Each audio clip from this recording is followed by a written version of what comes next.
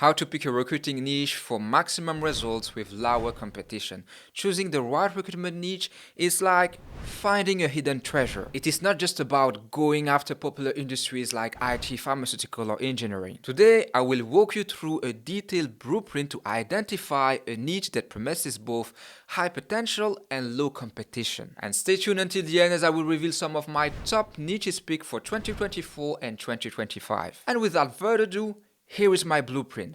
Step 1. Leverage what you know. Let's start with self-reflection. Ask yourself, what's my professional background? Which industries spark my curiosity? Do I have a network in a specific field? And in which industries do my friends or relatives work? Remember, familiarity can be a powerful asset, but it is not just about curiosity and interest. It's about potential. So ensure you choose a niche as potential and aligns with your business model, whether it is contract or permanent recruitment. Because a niche that is a great choice for contract recruitment is not necessarily a great choice for permanent recruitment, so keep this in mind. Step 2, tap into your network if you have one. If you have connections in an industry you are eyeing, have deep conversations with them. Ask specific questions like how many hires did your team make this year? How often are you approached by recruiters as a candidate or as a prospect? And through which channels?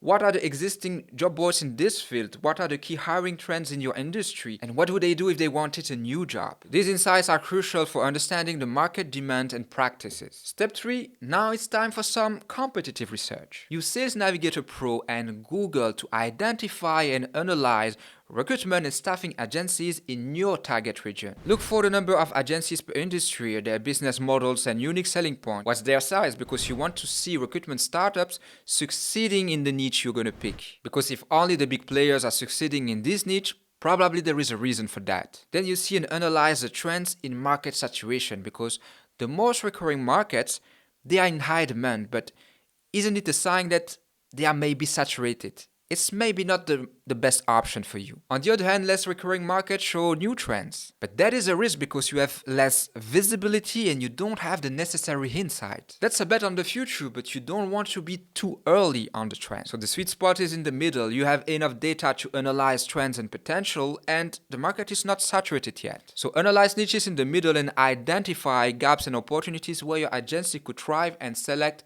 3 potential markets. Step 4, explore job boards. Dive into platforms like LinkedIn and Indeed, and here you are looking for the number of open positions and candidates in your potential markets. So the 3 markets that you selected.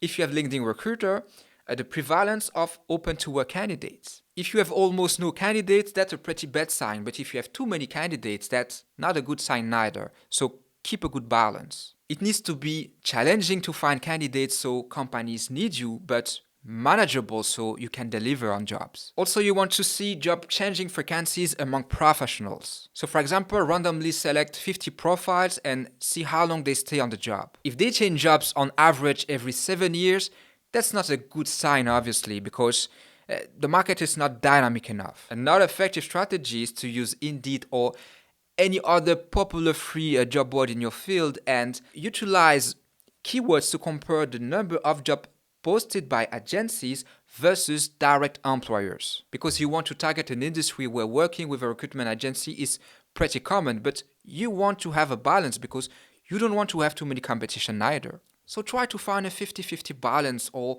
60-40 could also work. So 60% of jobs posted by agencies and 40% posted by end clients. Also a quick tip, when reaching out to companies, consider those not heavily investing in ads or appearing in the first pages. They might be more receptive to your services. Step 5, job ad analysis. Depending on your market, you can consider testing the waters by posting a job ad on platforms such as Indeed, because it is free, or LinkedIn. Monitor the response rates and how quickly candidates find positions. This will help you judge the market competitiveness. Because if there is little reaction and candidates quickly find roles, it indicates a competitive market. If it takes between 2 to 4 weeks to find a new mission and between 4 to 6 weeks to find a new permanent position, it suggests a balanced market demand. And of course, it goes without saying, do not create a fake ad. Use an existing and real job. Step 6, it is time to pick up the phone and engage with candidates. Don't know what to say? Be transparent about your intentions and just tell them, I would like to start my recruitment business in this industry and gather their perspectives. Ask them about how do they feel, how do they see the market evolution, how do they find jobs via agencies or indirect, what are their rates or salary and usual contract duration if they are contractors.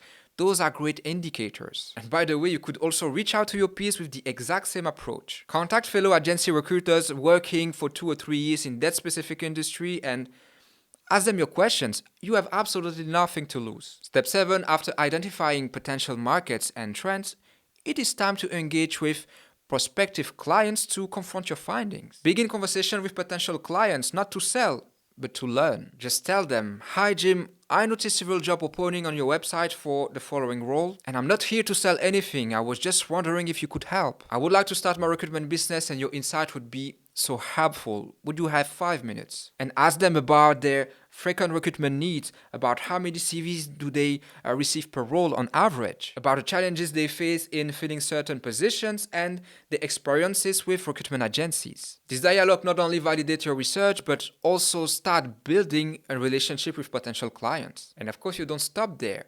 Follow it up, call them in a few weeks. "Hey Jim, I wanted to thank you for the time you gave me 3 weeks ago. It was very helpful and very nice from you, and I think this is the direction I will go." And even send them flowers or chocolate if you have the budget for that. And then when you officially start your business, you call them again to let them know. And now that they're talking to you for the 3rd time, you can pitch for your recruitment services and ask for a meeting. Also a bonus tip, tracking recruiter demand. The demand for recruiters in different markets is a great indicator. Look for companies and industries actively hiring recruiters. This can highlight growing and underserved market, especially if they are looking for freelance recruiters. Step 8, by now you maybe already have your winning niche, but if not, once you gathered all this data, bring it to ChatGPT. Present your finding and your business goals. I would like to start a recruitment agency and make 10K plus per month in the next 6 months. Could you please challenge me and ask me questions to help me refine my market choice? Step 9, now you have everything you need to make an informed and smart decision. Look for markets that are not too saturated but have growing demand. Remember, it is a balance between potential and competition. And if you go with the most popular industries,